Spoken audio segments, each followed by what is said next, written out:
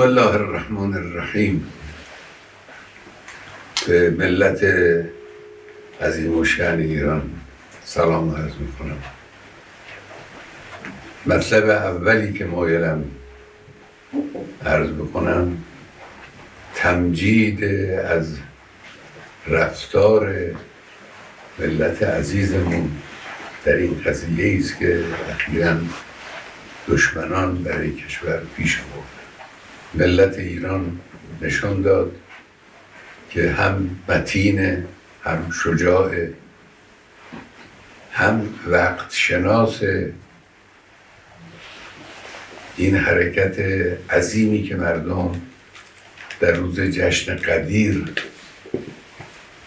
نشان دادن به دنیا. حرکت عظیمی بود، اجتماعات مردم، راهپیمایی‌های مردم در همین چند روز، در نماز جمعه ها حضورشون، بعد از نماز راهپیماییشون، همه اینها نشان دهنده رشد ملت ایران و قوام عقلانیت و معنویت همراه با شجاعت و وقت شناسی در ملت عزیزمون هست. خدا رو شکر میکنم که به حمدالله این ملت مؤمن رو در این حد از توانایی ها و امکانات معنوی و مادی قرار داده. من لازم میدونم همینجا اشاره کنم به حرکت زیبا و پرمعنایی که اون بانوی مجری تلویزیون در مقابل حمله دشمن انجام داد. تکبیر گفتن و نشانه قدرت ملت رو در واقع به همه دنیا ارائه کردن. این حادثه تاریخی بود، حادثه بسیار با ارزشی است. مطلب دوم این است که این حادثه تهاجم ابلهانه و خباثت آلود رژیم صهیونیستی به کشورمون در حالی رخ داد که مسئولین دولتی با طرف آمریکایی به طور غیر مستقیم و با واسطه مشغول مذاکره بودن. هیچ موضوعی از سوی ایران وجود نداشت که نشانه این باشه که یک حرکت نظامی یا یک حرکت تندی سختی وجود داره. البته از اول حد زده میشد که در این حرکت خباثت آمیز رژیم صهیونیستی آمریکا هم دخالت داره.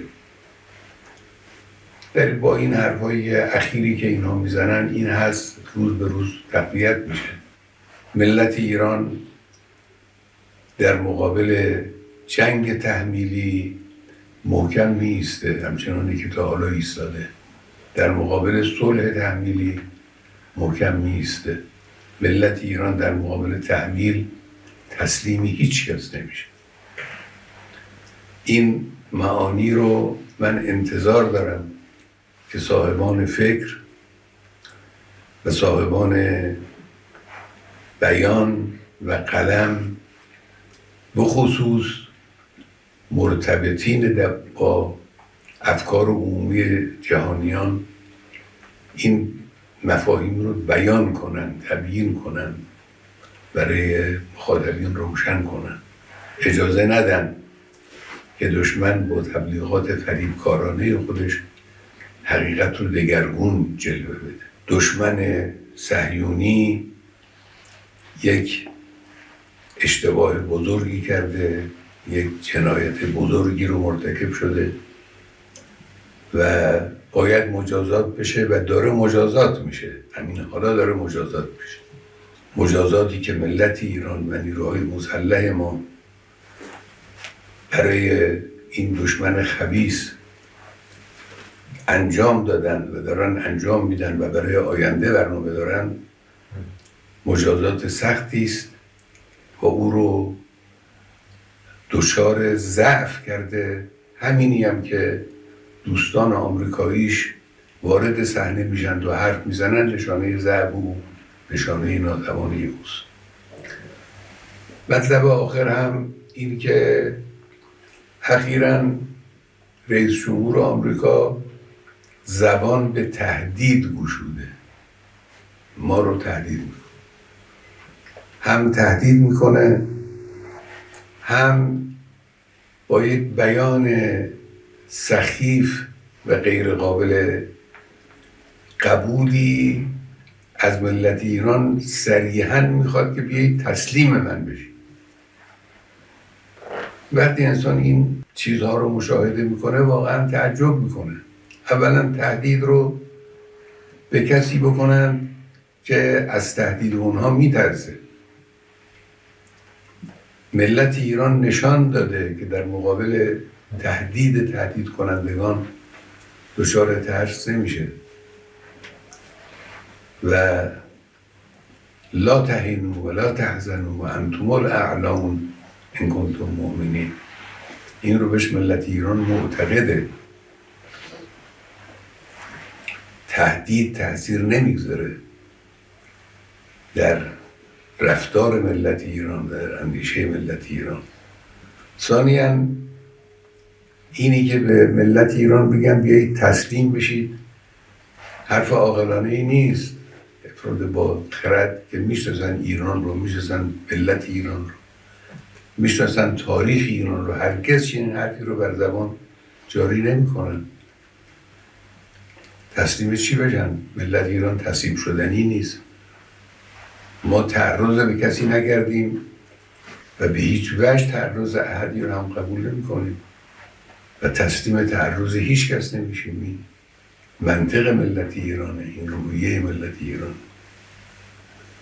و البته آمریکایی ها، اونهایی که با سیاست های این منطقه آشنا هستن میدانند که ورود آمریکا در این قضیه 100% به ضرر اوست.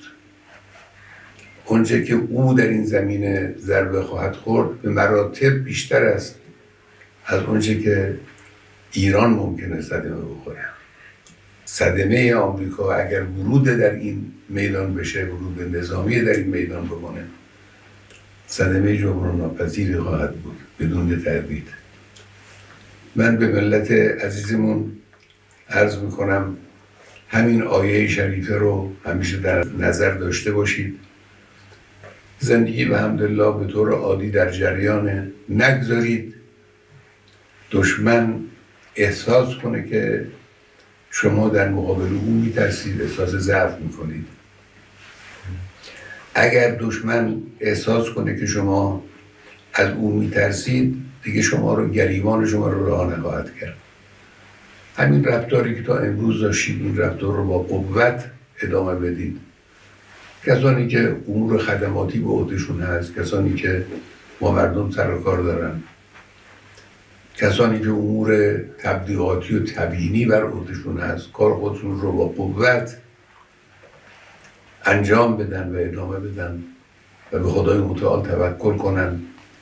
و من نصر الا من عند الله العزیز الحکیم. و خدای متعال ملت ایران رو و حقیقت رو و حق رو به طور قطع و یقین پیروز خواهد کرد انشاءالله. و السلام علیکم.